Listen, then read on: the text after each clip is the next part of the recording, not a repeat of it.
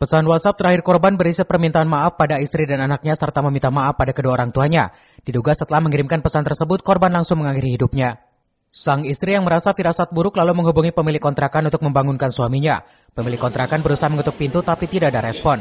Khawatir terjadi apa-apa, istri korban lalu mendobrak pintu dan menemukan suaminya tergantung di plafon kamar belakang. Saksi Koyum Jurais mendengar teriakan istri korban lalu menghampirinya dan menemukan sang istri sedang memeluk suaminya yang tergantung. Mereka segera menurunkan korban dan membawanya ke ruang depan, namun setelah diperiksa korban sudah tidak bernyawa lagi.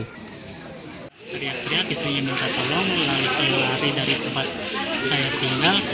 Saya nolongin ke dapur karena almarhum sudah tergantung dirinya. Disuruh sama istrinya, suruh pakai pisau, suruh nyopotin tali ikatan di atasnya. Ya, lalu terjatuh larang gitu. Kondisinya tergantung. Iya, kondisi tergantung. Dari hasil pemeriksaan Polsek Gunung Putri dan dokter dari puskesmas setempat diperoleh dugaan sementara korban mengakhiri hidupnya. Korban rencananya akan dimakamkan di kampung halamannya di Gunung Kidul, daerah istimewa Yogyakarta. Dari Gunung Putri, Kabupaten Bogor, Edi Junaidi melaporkan.